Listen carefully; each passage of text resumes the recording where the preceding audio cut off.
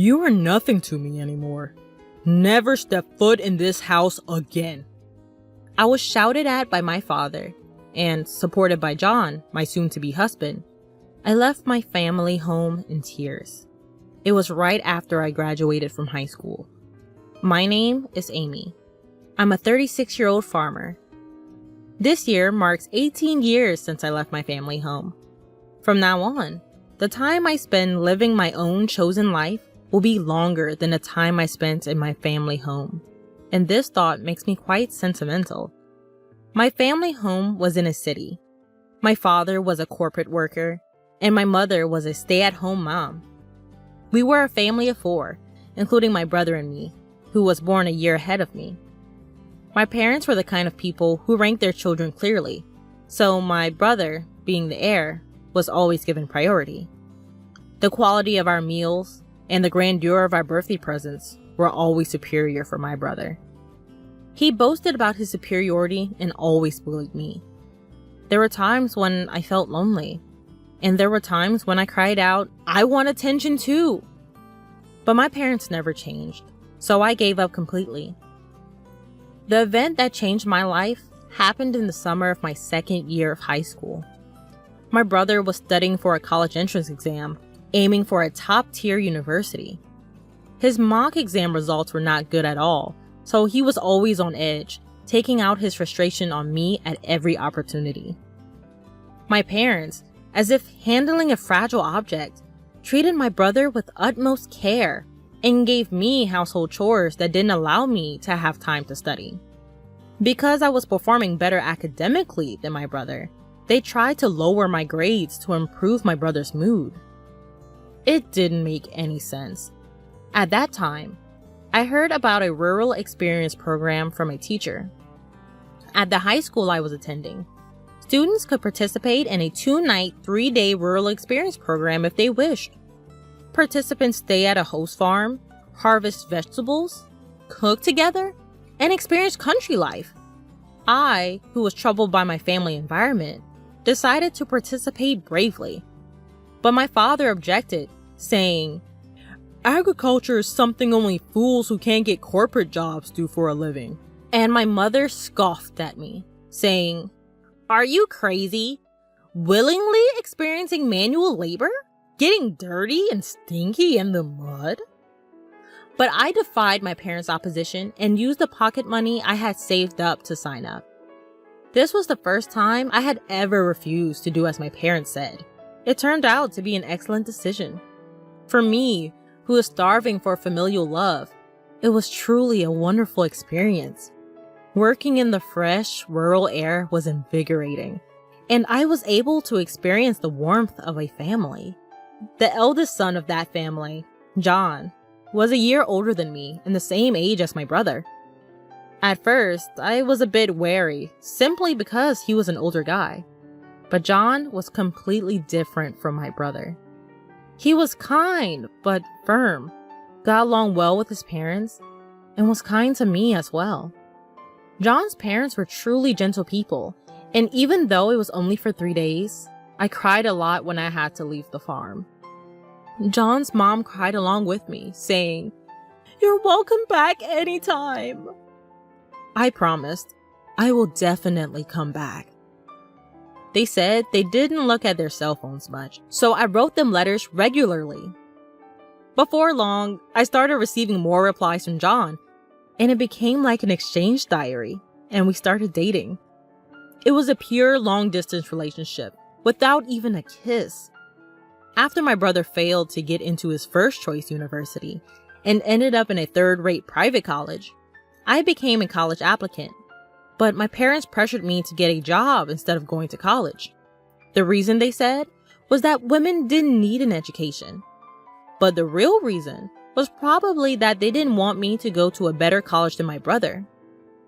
Since the rural experience, I had a dream of becoming a farmer. I could become a farmer without going to college. But John was a college student and had moved to the city. So I thought I would go to college and aim for a new kind of farming. Having a clear goal and purpose, I studied hard every day, despite interference from my parents and brother. However, when I passed the university entrance examination, my father was furious, saying, "Are you, a woman, planning to go to a better university than your brother?" My mother also said, "We don't have money to spend on you. Your brother needs money, so you should work and bring money home."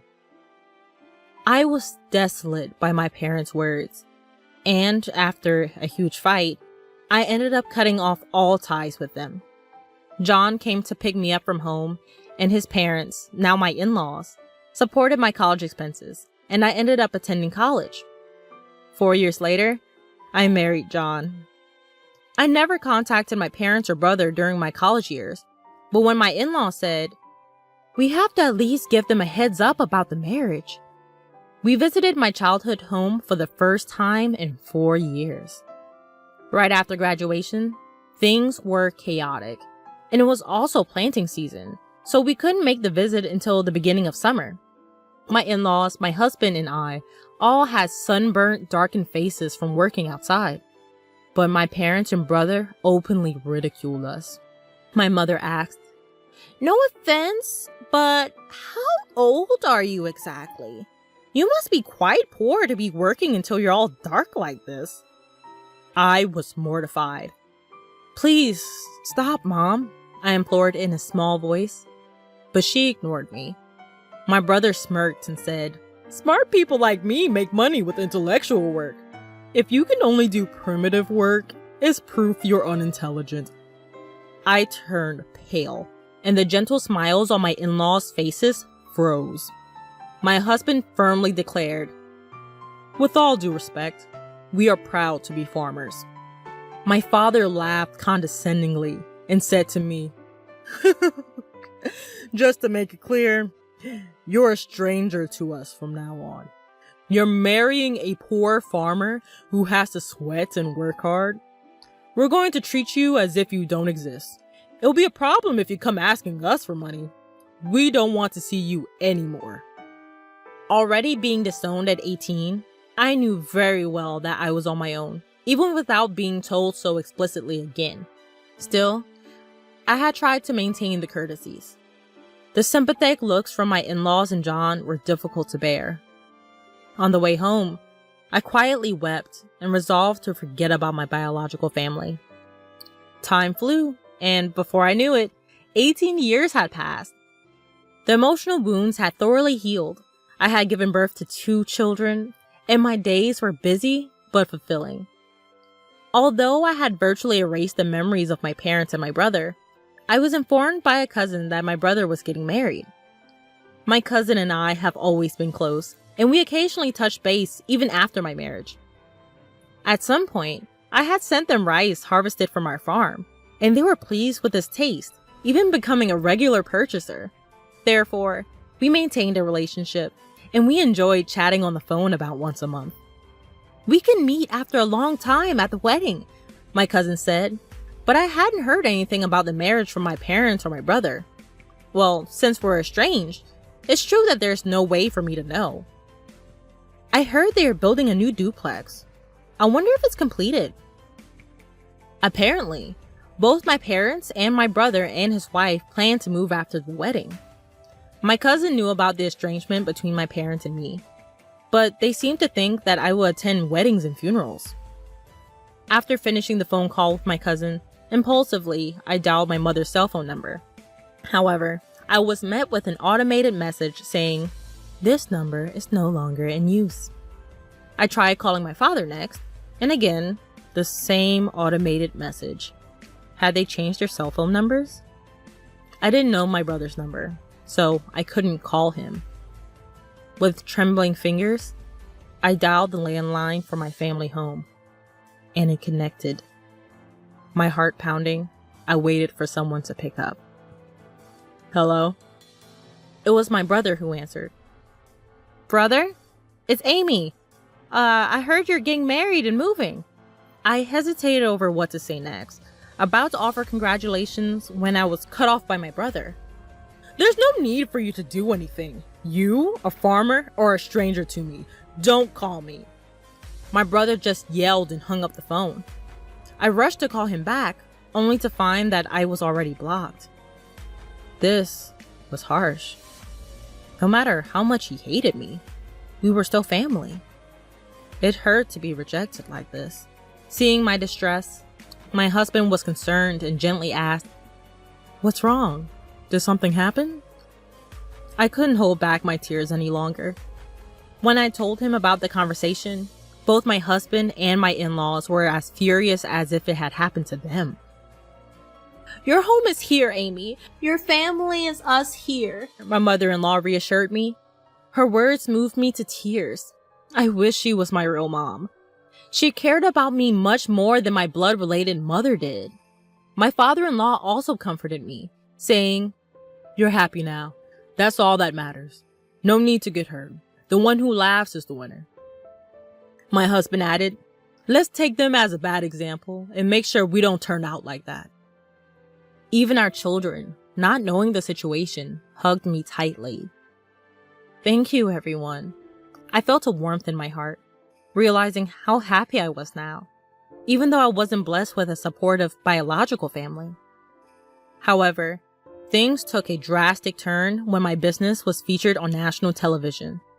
My in-laws were originally large-scale grain farmers in the American Midwest. They also grew a wide variety of vegetables and fruits, but a lot of produce didn't meet the standards. I had studied food business in college and spent a lot of time figuring out how to sell all the produce without any waste. I started an online business selling jams, juices, and pickles made from slightly damaged fruits and vegetables that couldn't be sold as they were. Backed by the local farmers union, my business was a huge success.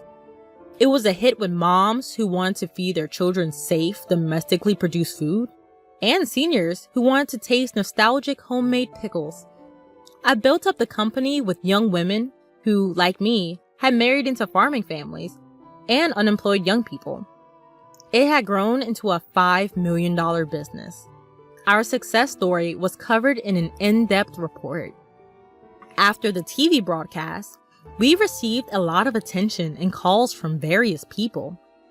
In addition to orders and inquiries, there were calls for business transactions and interview requests. Both the company's phone and my personal smartphone wouldn't stop ringing. So when a call came in from an unknown number, I picked it up without thinking. But surprisingly, it was my brother. I suppose he's seen the national television as well. He must have heard about my success. Barely exchanging greetings, he said, "I'm thinking of starting a business. Can you lend me some money?" Excuse me? My answer to that would be no. I felt a strong aversion and coldly rejected his request before hanging up. Then he called again. "Stop arguing and give me the money. If a woman like you can start a business and make money, I'm bound to be successful," my brother incessantly screams. That's not how someone who wants to borrow money should behave, and I wonder where he gets that confidence. It's funny, because it was my brother who said that I, a simple farmer, was a total stranger to him. I didn't respond to my brother, but instead I asked something that had been on my mind for a while. "Hey, who decided not to tell me about the move?" "Huh? Of course, it was me. My wife, she's a city girl. The moment I mentioned you, she said we should cut ties." So, that's how it was. I didn't want to hear more, so I hung up and blocked his number. I realized that my brother's wife, whom I never met, seemed to have the same character as my brother and my parents. The fact that my brother saw me on TV might mean that my parents saw it too. A few hours later, when I thought I was getting another call from an unknown number, it turned out to be my father. "Why are you the boss? Did you steal a man's job?" he demanded. I answered, "Well, both John and my father-in-law are involved in the farming business, so it's only natural." In reality, it's called large-scale consolidation, and it's become advantageous to incorporate if you're a somewhat large farm.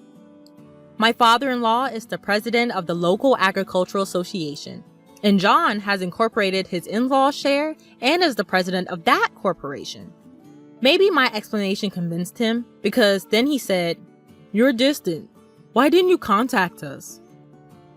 I was dumbfounded inside and responded, "It was you who disowned me. I'm hanging up now." And I hung up and blocked his number. A few minutes later, I got a call from my mother. "Why aren't you giving your brother money? You're making $500 million a year, aren't you? Send money home. We're your real family. Have you forgotten all the favors we've done for you, raising you up?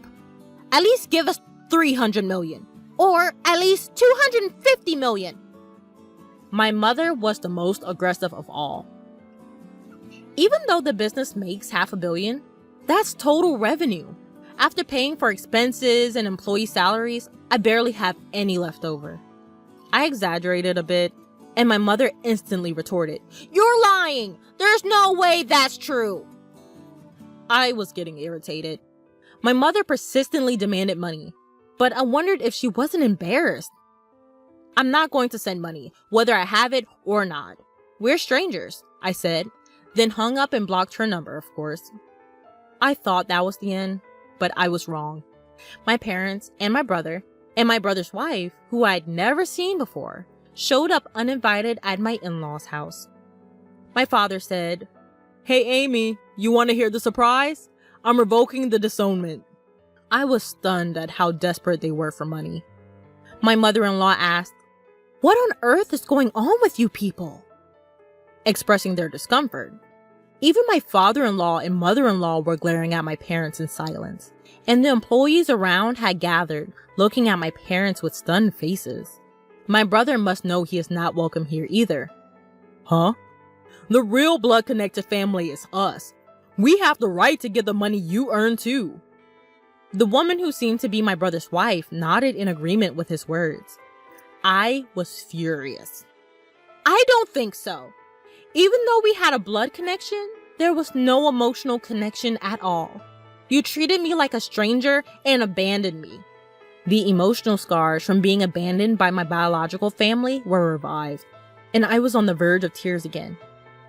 At that moment, John came and stood next to me. "Amy is now a part of our family. Even without you disowning her, we are perfectly happy. Please go home." He defended me and declared firmly. The employees also criticized my parents in unison. "Exactly! What are you thinking? How rude." There are many people on my side here. When I thought this is where I belong, I felt profoundly happy. My brother began to get angry. "Shut up! Shut up, you country bumpkins! You're all low-educated trash, aren't you? Obey what we say in silence," he ranted. Then John replied, "Well, both I and my father are Ivy League graduates, and Amy has graduated from a well-known university for agriculture," casually revealing our educational background. "What? Despite being graduates of top universities, why are you farming?" my brother yelled in surprise. Perhaps for my brother, who graduated from a low-ranking university, the title of university graduate was his only pride, and he probably didn't expect to lose in terms of educational background. With a cool face, John said, "Farming is a respectable profession. We can fully utilize what we've studied in college." I couldn't help but burst into laughter at that scene. Brother, you've lost to John in everything. I managed to laugh and somehow felt relieved. Maybe I was too afraid of my brother and parents. Let me say this clearly one last time. We are already strangers. I stopped speaking for a moment, deliberately changing to a polite tone. "So I can't lend or give money to strangers. Please leave. If you make a fuss or act violently, I'll call the police and take legal action." I declared our severance clearly. My in-laws and husband subtly came closer to me to protect me from harm by my parents and brother. I was deeply moved, feeling truly cherished.